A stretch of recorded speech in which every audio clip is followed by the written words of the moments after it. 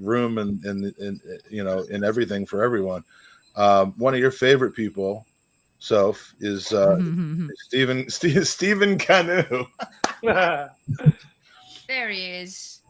Stephen earlier in the podcast said we were talking about kits, and he said my last name was Canu. And I think he meant the last time he got a name on his shirt was Canu, but I was like, your name was Stephen Canu, and you changed it.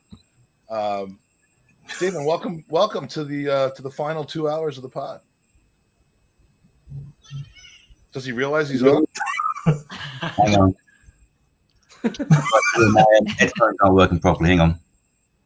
All right. Now talk about a good voice for radio. Give us a sec.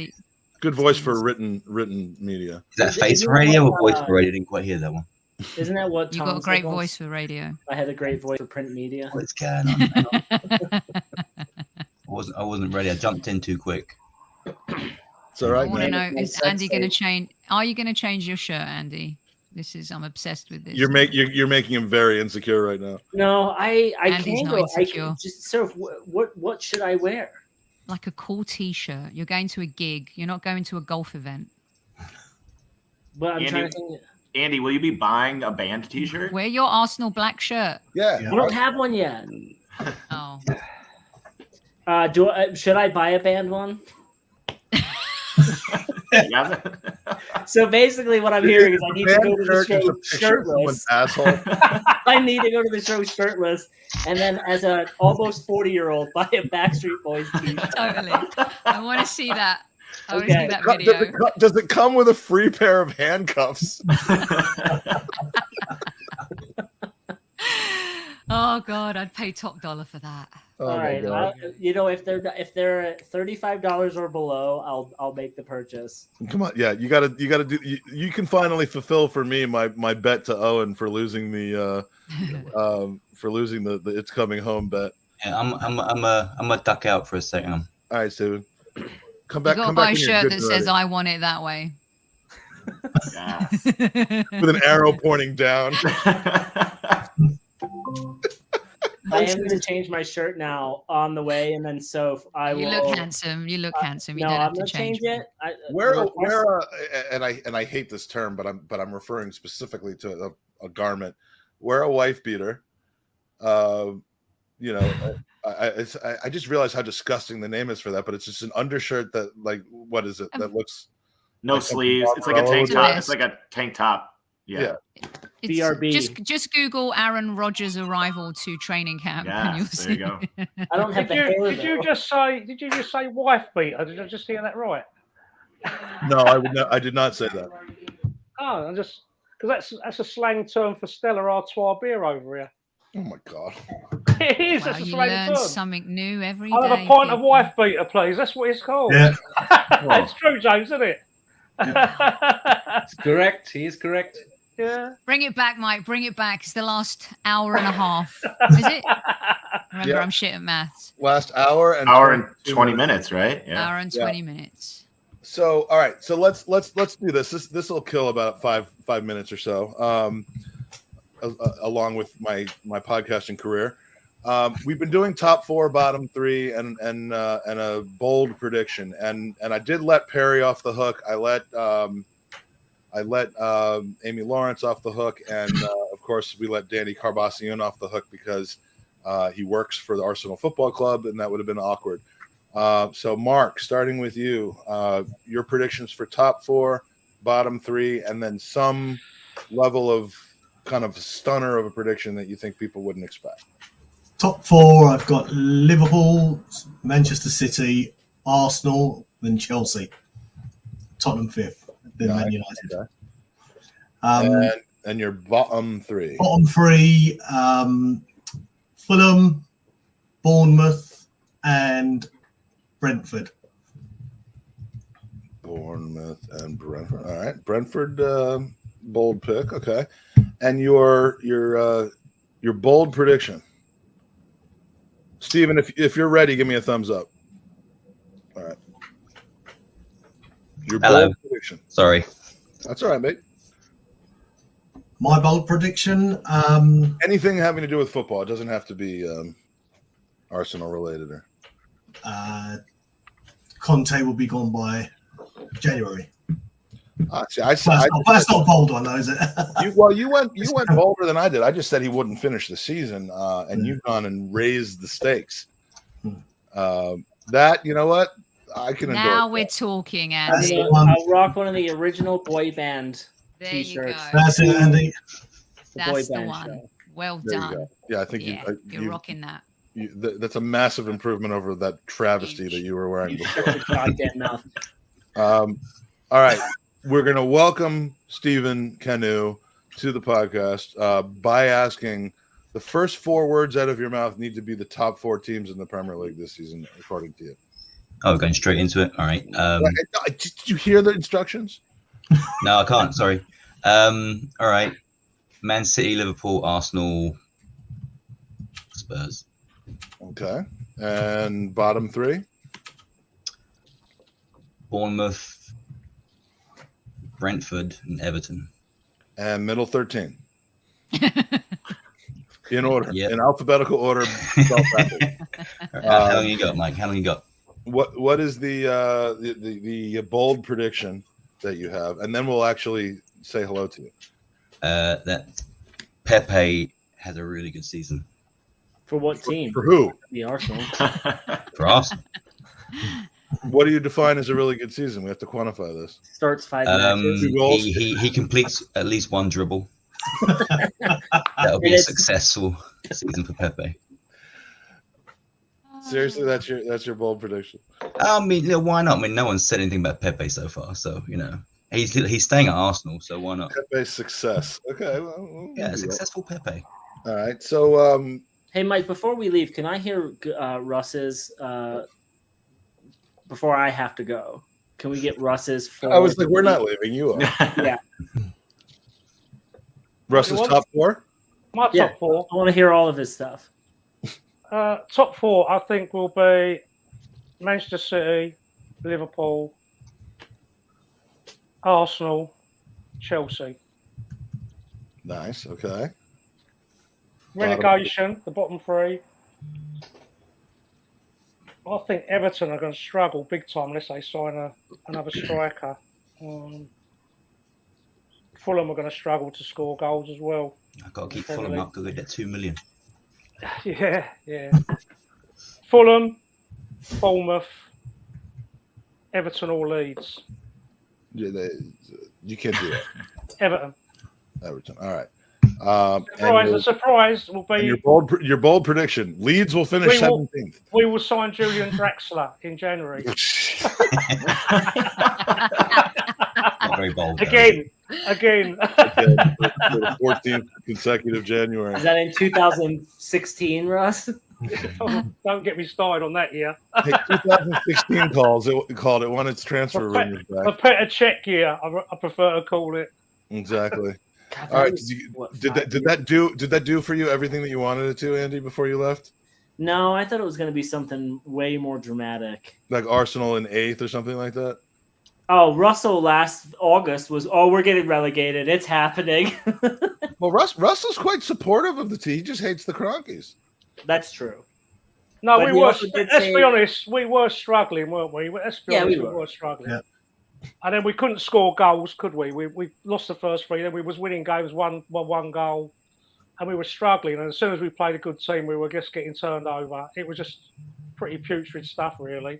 But the signings we've made and the way the whole dynamic of the team's changed now since Jesus and Zinchenko have come. It's just changed the whole dynamic of the way we're playing, and you can now see possibly what the process and what the project is meant to be about. But it needed those extra sprinklings of stardust on the team to get it to work, because the talent was there in dribs and drabs, but the overall picture, it weren't enough. And now the first 11's looking really tasty.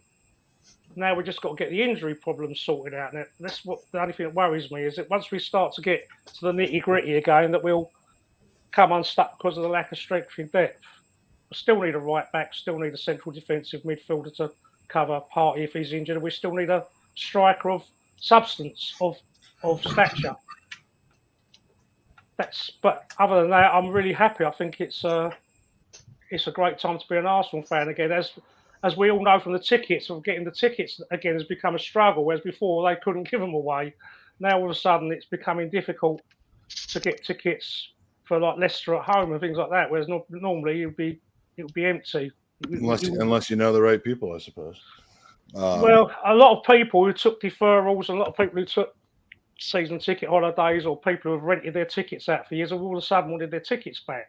And they obviously people can see that there is something special about to happen. Hopefully, touch wood. And I've never looked forward to a season as much as this for donkey's years, because we're prepared. We've got the business done that we need to do early. Not all of it, but we've got the important thing, Jesus and Zinchenko, done early, so they could play with the team and gel. And that's not happened in the past 7-8 years, where we've just lastminute.com not got the structure of the team and the fitness of the team up to scratch before the start of the season.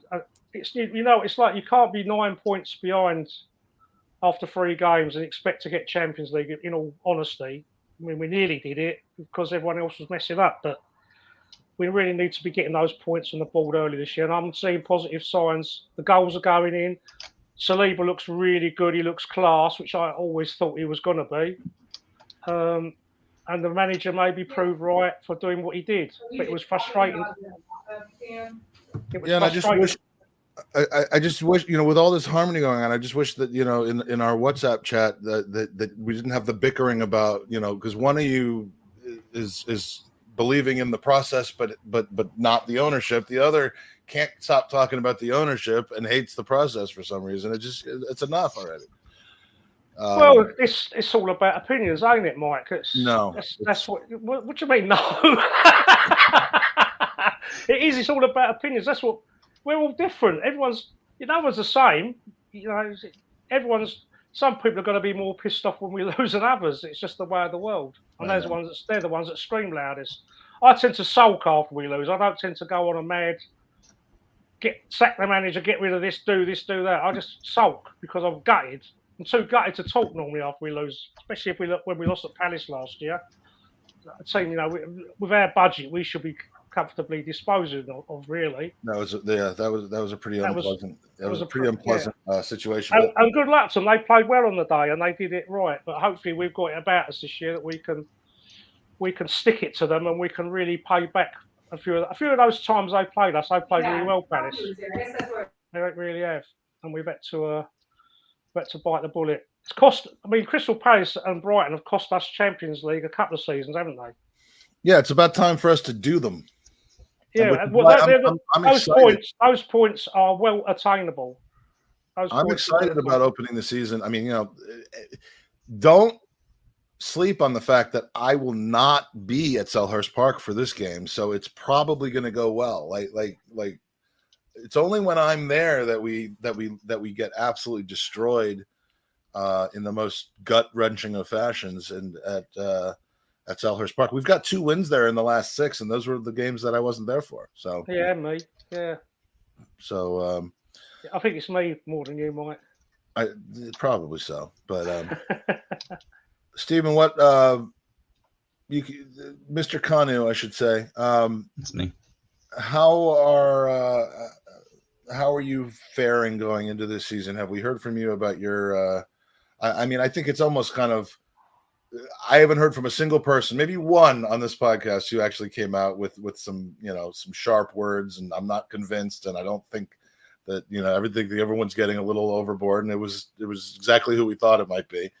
But I love him anyway. But is there any criticism, or are you getting wrapped up in this whole thing? I tried to keep my feet on the ground, obviously, but the more and more I've seen the team, the more and more, especially after the US tour, I'm still stung by the fact that I didn't actually make more of an effort to go, because it was just such a good vibe. Like outside of the games, just the way the fans were and how excited the fans were, and even the most like xenophobic, local fan had to have been like, they're doing it right by the fans over there. It was such a good time, such a good vibe around the club. So seeing all that, seeing how well we performed in pre-season, seeing how well the players have been gelling, and Arteta's been getting just the right players for the right positions.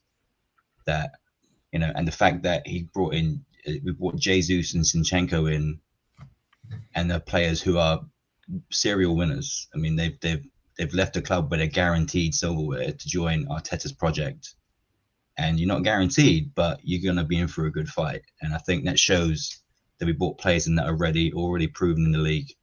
So I'm just, you know, I'm excited now.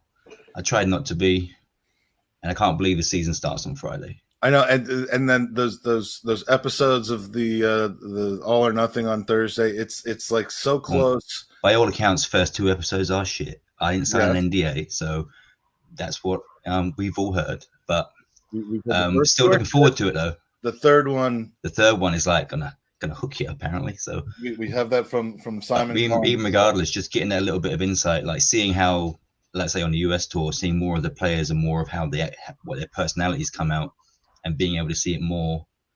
You know, that's like what even after the Lionesses, you know, won the cup, and how they reacted was so genuine, and their interviews were so genuine. It wasn't like sometimes you see interviews with players and they're very programmed, very trained, and know what they say. It's very simple answers, but every one of those women who were interviewed are all very honest, very candid, and I love seeing that at the Arsenal in the preseason stuff, and I'd love to see it more now in All or Nothing, just to get a bit more personality out of our players. And I think it's just, you know, it's got me more excited about everything.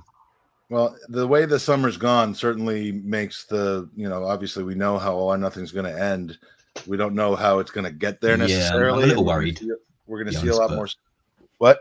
I'm a little worried about some of the things that might come out, you know, but also intrigued about what did actually go, if they even give us, because obviously Arsenal have final say over what can be released. Yeah, I don't think we're going to see too much. We're not going to see Aubameyang like there'll be a cliffhanger, and they'll be like, oh my god, what's going to happen, and then nothing happens.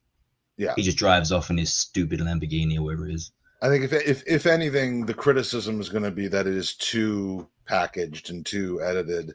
But fine. Yeah, I'd rather have that. It could be. I thought Disney Plus. I thought the Spurs one was like, I thought that I loved it because I thought as a Spurs fan it was a little too revealing. I couldn't get through that. I thought it mugged him off quite a bit. Yeah, even still, I couldn't.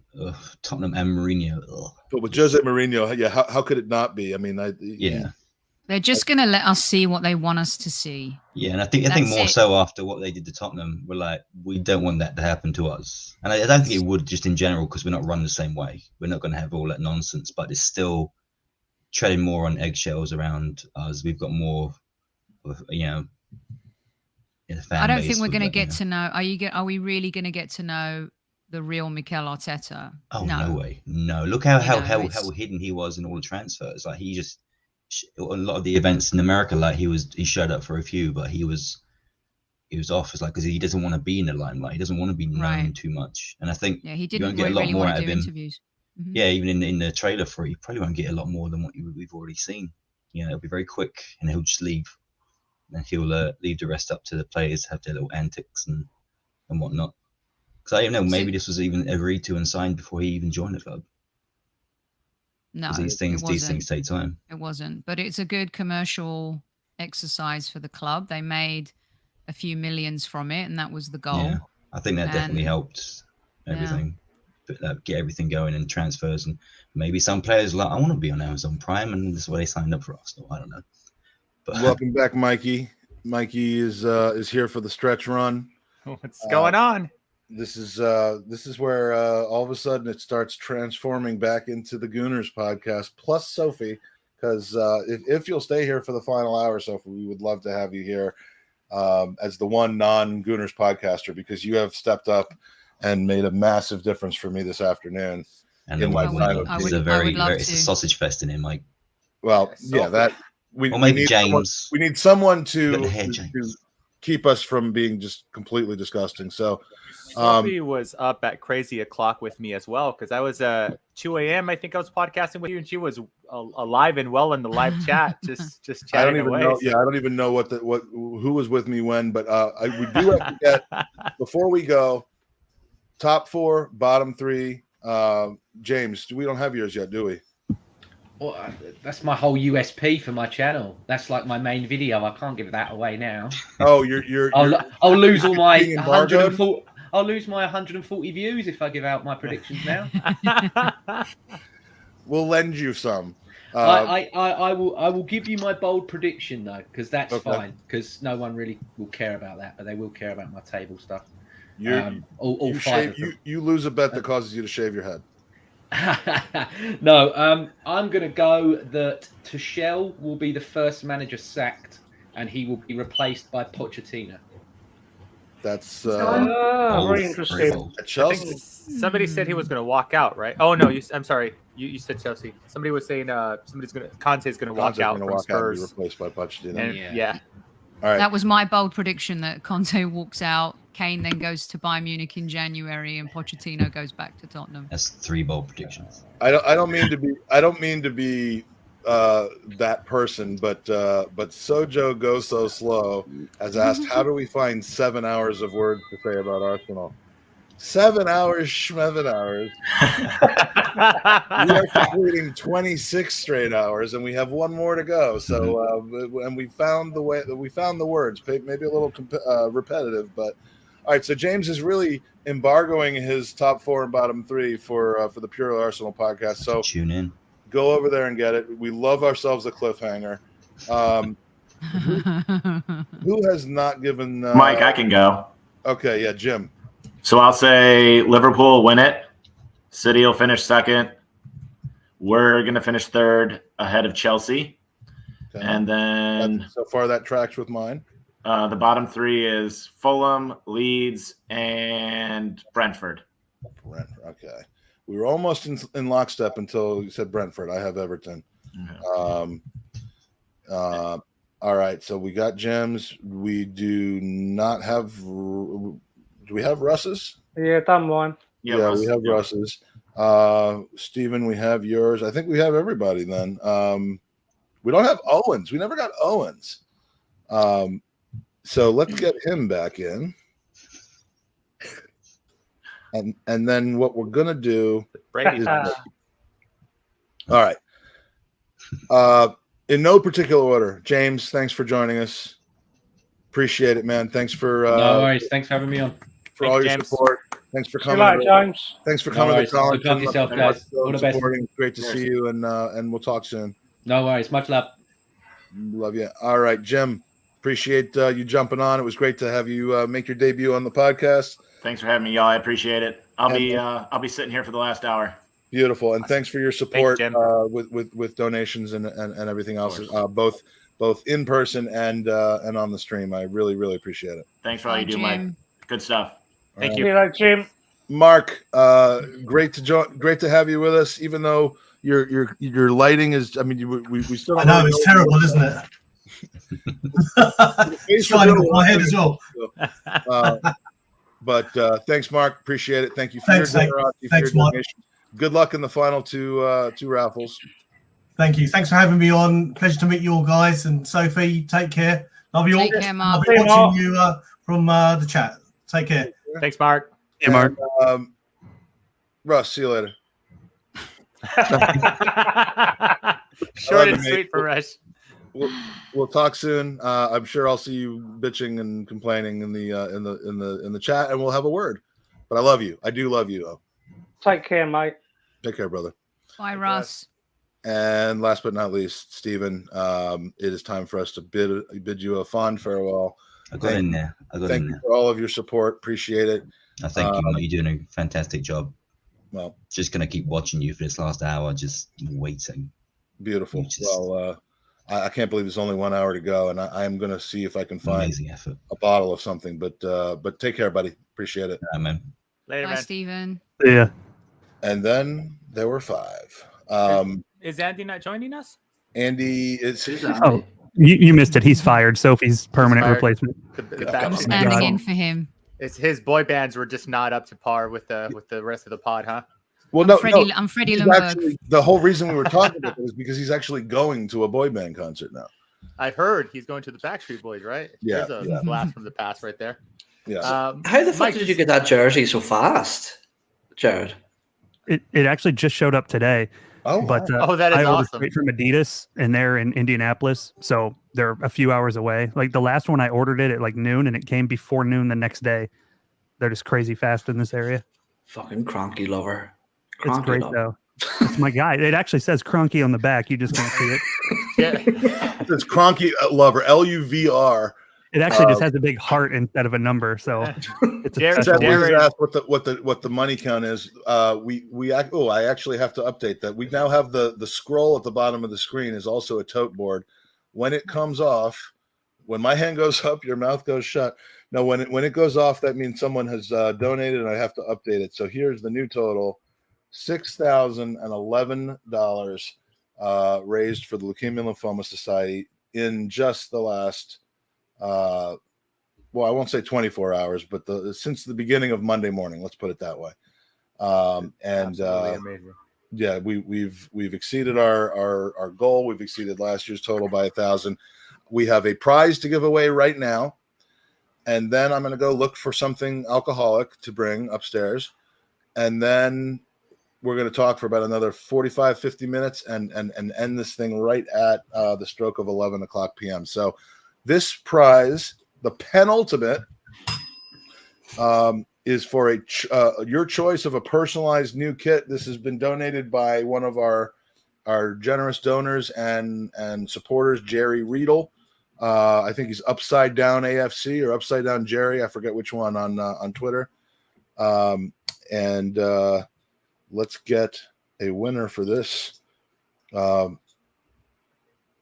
We're really kind of seeing, most of the people who are winning this have been in the chat when they've won. So I hope to be able to keep this up. But the winner, I'm going to go jump in the chat right now. Thanks, Jared, for being the difference between Torreira and Tielemans, by the way. You keep on buying kits, bud. I appreciate you. Who's vibrating? That's me. Sorry. Getting a call from spam likely. The winner of the personalized first or home, away, or third kit as modeled by our Jared is Alex Zobrak. Alex, I believe won something at the beginning, but I think it was a shirt. So, no, he won a Kevin Campbell signed shirt. He is not eligible for this particular prize. So, so Daniel Robert is still in it. I know he's come back for these prize draws. Don't lose hope, Daniel. He keeps on coming back. I really, Daniel deserves something. So, but I can't make it happen for you. It's got to be the randomizer. So let's get another winner for this shirt. The winner of the personalized shirt, Seth Thomas, I believe, also ineligible because he's already won a shirt. Seth Thomas has won the Alan Smith shirt, so it is still going. The winner of a personalized new kit valued at something like $130 is Jeffrey Werner. All right, Jeffrey. Werner, Jeffrey, my boy. Yay! Is there anything to Timo? Jeffrey Werner, my top Jew, has won a personalized new kit, and I've just decided I'm the one that's going to personalize it, and it's going to say top Jew.